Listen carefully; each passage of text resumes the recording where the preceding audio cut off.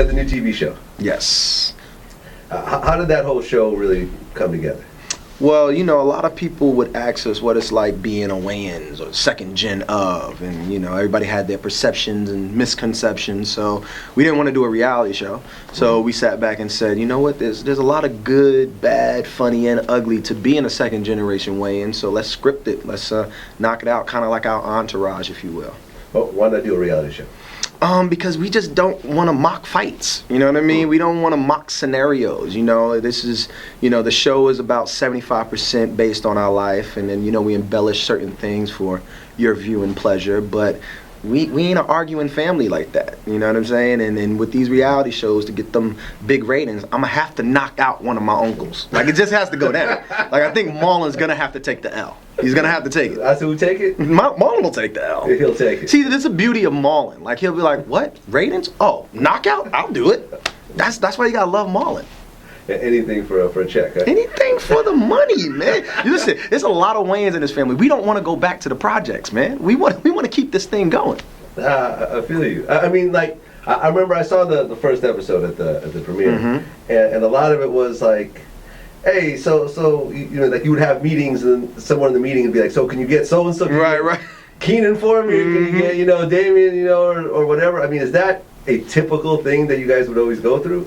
It's stuff that we definitely experienced. I mean, in the pilot, there's a scene where I go out for an audition and literally they wanted Marlon. That's real life stuff. I went to an audition, I heard through the wall, this is the wrong one. This is the wrong Wayans. And I'm sitting there like, what the? And then they call me right in, and literally Marlon Wayans paraphernalia all across the wall. It's just like, what? So, of course I tried to channel my inner Marlon. It didn't work out. Didn't get the part. He got it. Lady killers. Go figure. I mean, it's sort of, you have an advantage and a disadvantage coming from a family.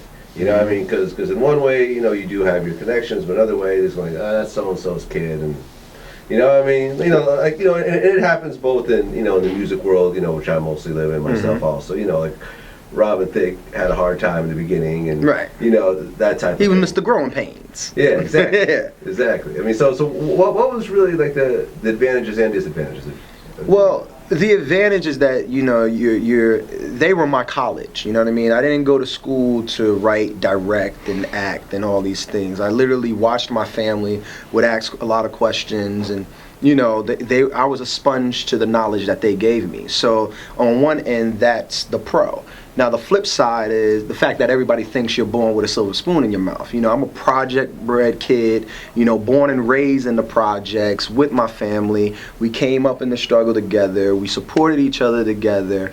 And in our family, there's no nepotism. You can put one foot in the door, but you got to walk through the door. You got to stay in the room. You got to really conduct yourself in business. And that's what I think a lot of people don't understand about the Wayans family. So you grew up in the projects? Grew up in the projects. Until what age?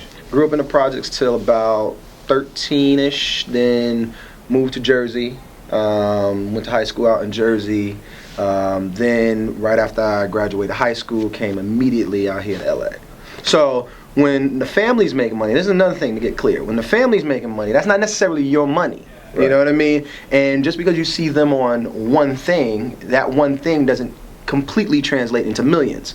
So, you kind of gotta, when the family started making bread, which most people think is around a Living Color. Now, around Living Color time, that's just one man. That was Damon. That was Uncle Keenan. And then Damon started to bubble a little something. But this is their money. We're still back in New York on the project diet, Okay, so explain, like, your relation. Your mom is... Okay, my mom is their sister. There's 10 of them. 10 of them. Yes, my mom is named Elvira. She's smack dab in the middle. Right. And then, of course, all the ones that Marlon, Sean, Keenan, Damon, Ma, Kim, and then there's others mixed in with that. So your mom wasn't actually on Living Color or anything? Or? No, Ma and Kim was on the Living Color. Right, but not your mom? Not my mom, no.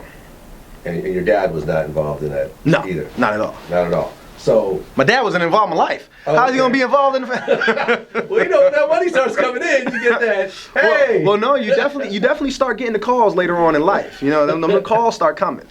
Okay, so I understand now. So your mom wasn't even in show business. Nah. So even though your uncles and aunt and everything else like that are earning money, right? Your mom what was she doing at the time? My mom was paralegaling. Paralegal. Yeah, my mom was part-time jobbing. My mom was trying to keep 2 kids afloat. You know, my mom had me when she was 16. So yeah, mom's was on her grind. You know. Okay, so yeah, so it wasn't really translating very much, you know, at all. I mean, But they were very much family. This is the thing, you know, we're very much a family. It just so happens that we got a lot of funny people in this family. So on summers, I would come out to LA and I get to see my uncle, and you know, and he was my uncle / father. You know what I'm saying? And I'd be able to soak up the knowledge and go back to the Brokeville. And then when the time was right, I came back to LA. Every penis that she's been linked to, so what?